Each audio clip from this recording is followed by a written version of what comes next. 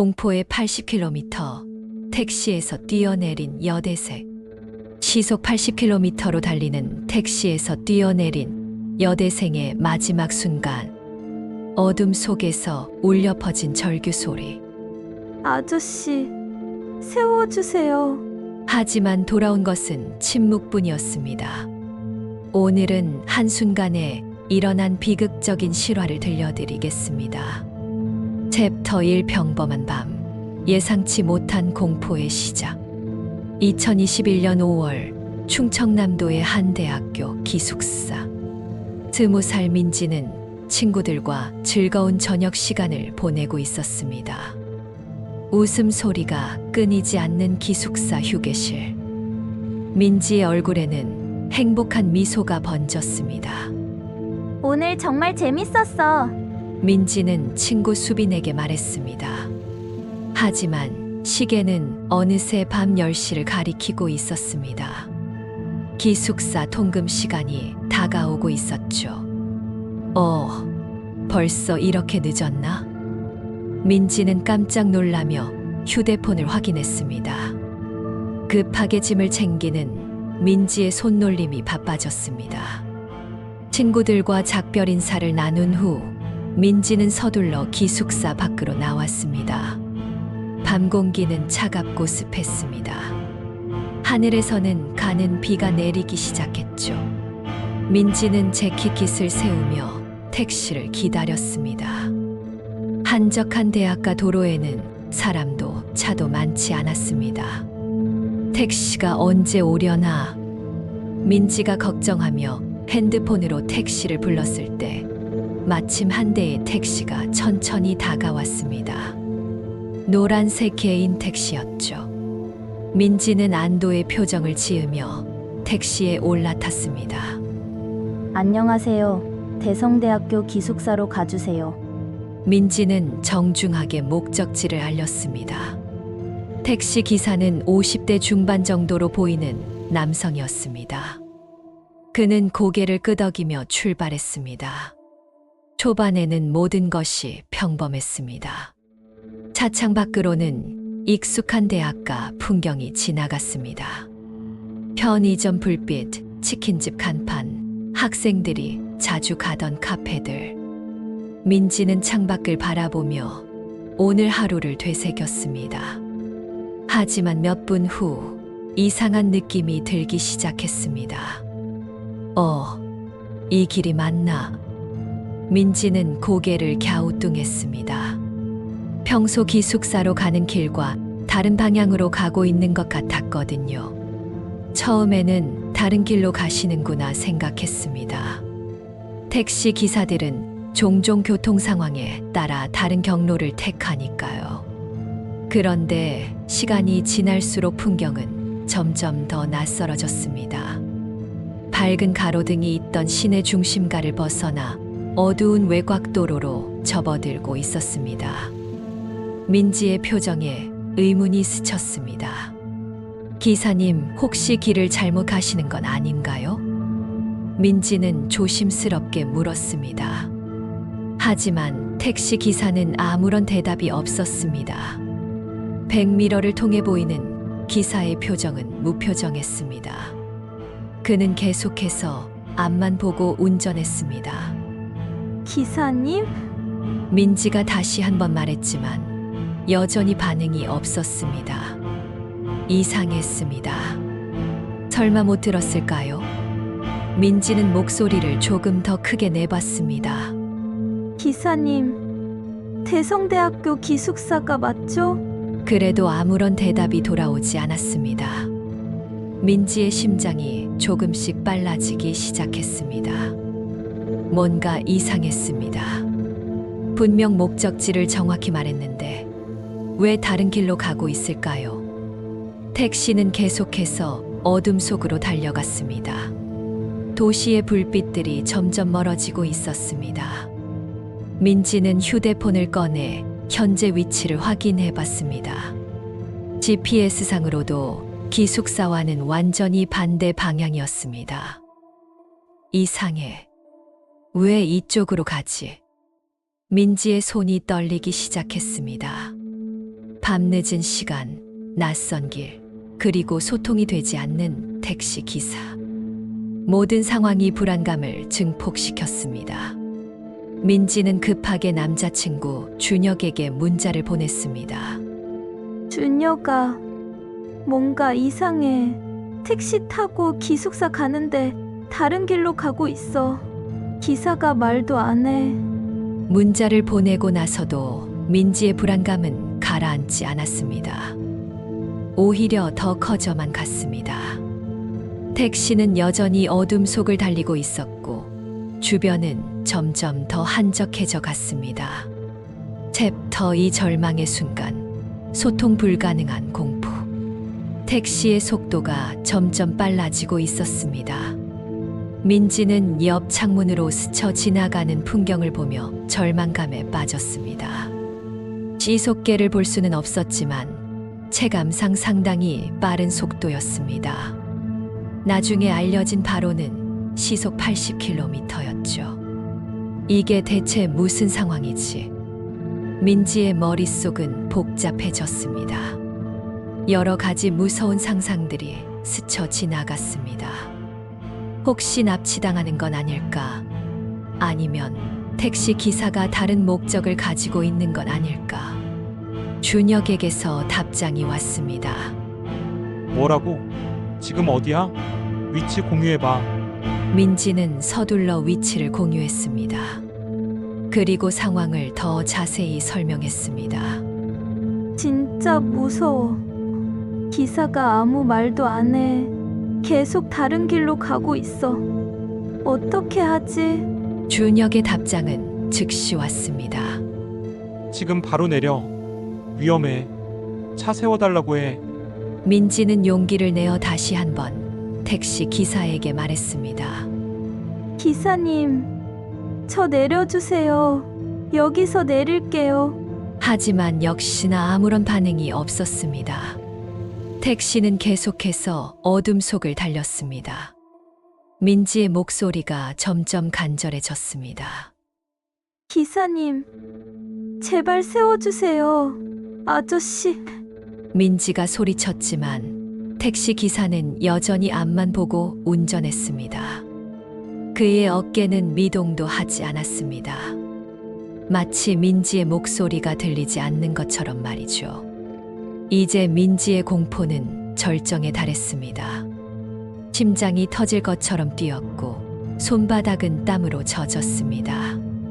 숨쉬기조차 어려워졌습니다. 왜 못 듣지? 일부러 무시하는 건가? 민지는 앞좌석의 택시 기사를 자세히 관찰했습니다. 그의 귀에 뭔가 작은 장치 같은 게 보였습니다. 하지만 어두운 차 안에서는 정확히 확인하기 어려웠습니다. 준혁이 전화를 걸었습니다. 민지는 떨리는 손으로 전화를 받았습니다. 민지야, 괜찮아? 지금 어디야? 준혁아, 민지의 목소리는 이미 울음이 섞여 있었습니다. 무서워. 기사가 아무 말도 안 해. 계속 다른 데로 가고 있어. 침착해.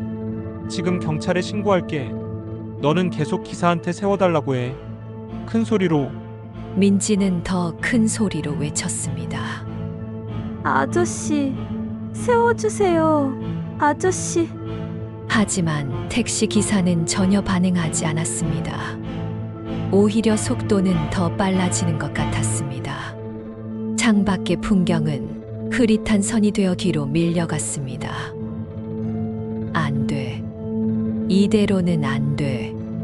민지의 머릿속에서는 최악의 시나리오들이 스쳐 지나갔습니다.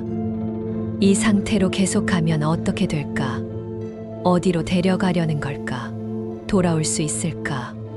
전화 너머로 준혁의 다급한 목소리가 들렸습니다. 민지야, 문 열 수 있어? 차 문이 잠겨 있나?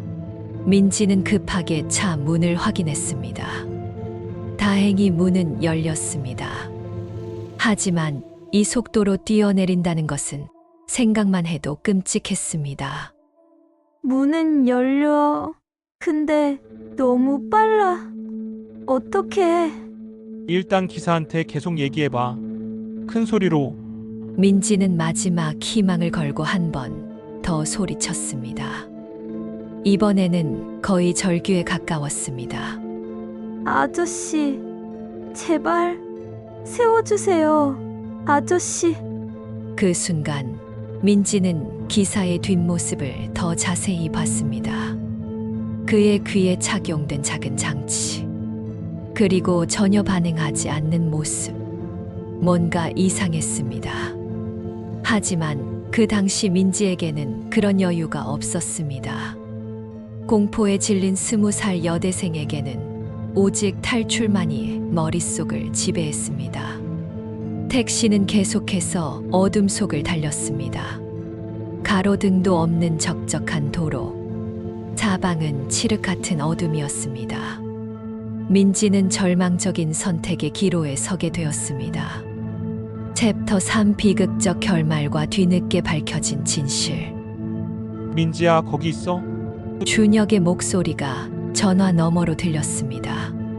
하지만 민지는 더 이상 대답할 수 없었습니다. 공포가 이성을 마비시켰습니다. 택시는 여전히 빠른 속도로 달리고 있었습니다. 창밖은 완전한 어둠이었고 전방에는 끝이 보이지 않는 도로만 펼쳐져 있었습니다. 민지의 호흡은 가빠졌고 온몸에 식은땀이 흘렀습니다.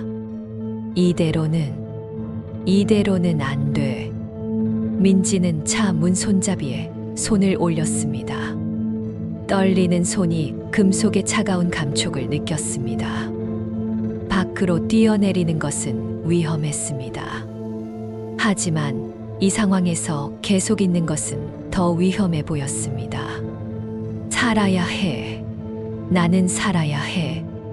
민지의 머릿속에서는 가족들의 얼굴이 스쳐 지나갔습니다.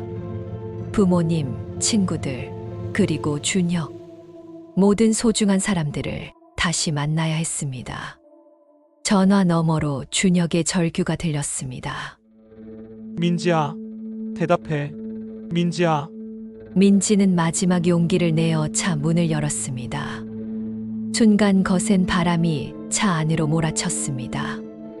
엔진 소리와 바람 소리가 귓속을 때렸습니다. 아래로 내려다본 도로는 까마득했습니다. 살려주세요. 민지의 마지막 말이었습니다. 그리고 민지는 뛰어내렸습니다. 그 순간의 정적, 그리고 이어진 충격음. 택시는 그제서야 멈춰 섰습니다.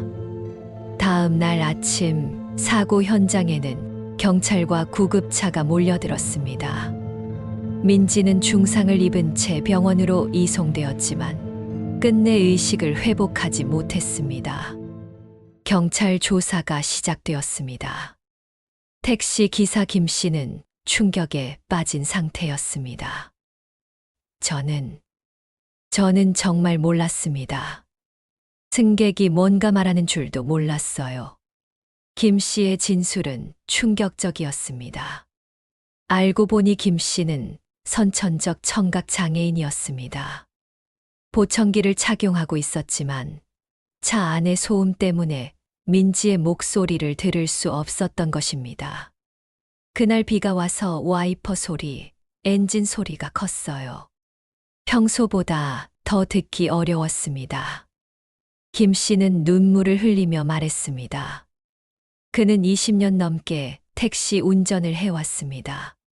한 번도 이런 일은 없었습니다. 더 충격적인 사실이 드러났습니다. 김 씨는 실제로 기숙사로 가고 있었습니다. 다만 평소와 다른 경로를 택했을 뿐이었습니다. 그날 시내 도로에 공사가 있어서 우회도로로 갔습니다. 조금 멀리 돌아가지만 결국 기숙사에 도착할 수 있는 길이었어요. 경찰은 김 씨의 내비게이션 기록을 확인했습니다. 실제로 대성대학교 기숙사로 설정되어 있었습니다. 우회도로였지만 최종 목적지는 정확했습니다. 김 씨는 민지가 뒤에서 무엇을 말하는지 전혀 몰랐습니다. 백미러로 보기에는 승객이 전화를 하는 것 같았지만 자신에게 말하는 줄은 몰랐습니다. 만약 제가 들을 수 있었다면 김 씨는 고개를 떨구며 말했습니다. 만약 소통이 되었다면 이런 일은 없었을 거예요. 민지의 장례식에는 많은 사람들이 찾아왔습니다. 친구들, 가족들, 그리고 김 씨도 왔습니다. 김 씨는 민지의 영정 앞에서 무릎을 꿇고 눈물을 흘렸습니다. 죄송합니다. 정말 죄송합니다. 민지의 부모님은 김 씨를 원망하지 않았습니다. 대신 이런 비극이 다시 발생하지 않기를 바랐습니다. 우리 딸의 죽음이 헛되지 않기를 바랍니다. 앞으로는 이런 오해가 없기를 바라요. 이 사건 이후 청각장애인 택시 기사들을 위한 보조 시스템이 논의되기 시작했습니다. 승객과의 소통을 도울 수 있는 기술적 보완책들이 제시되었습니다. 또한 승객들에게도 교육이 필요하다는 목소리가 나왔습니다. 택시 기사가 반응하지 않을 때 다른 방법으로 소통을 시도해 볼 수 있다는 것입니다. 민지의 사고는 단순한 비극이 아니었습니다. 이것은 우리 사회의 소통 방식에 대해 깊이 생각해 보게 하는 사건이었습니다. 한쪽에서는 살기 위해 필사적으로 외쳤습니다. 다른 한쪽에서는 그 목소리를 들을 수 없었습니다. 두 사람 모두 선의를 가지고 있었지만 소통의 벽은 극복할 수 없었습니다. 만약 민지가 기사의 상황을 알았다면 어땠을까요? 만약 다른 방법으로 소통을 시도했다면? 만약 김 씨가 승객과의 소통을 위한 다른 시스템을 갖추고 있었다면? 많은 만약들이 우리를 아프게 합니다. 하지만 이 만약들이 바로 우리가 앞으로 나아가야 할 방향을 제시합니다. 준혁은 지금도 그날 밤을 기억합니다. 전화 너머로 들린 민지의 마지막 목소리를. 그는 장애인식 개선 캠페인에 참여하며 민지를 기리고 있습니다. 민지가 원했던 건 단순히 집에 가는 것이었어요.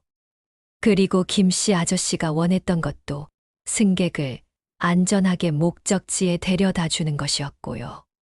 둘 다 잘못이 없었어요. 문제는 소통할 수 있는 방법이 없었다는 거죠.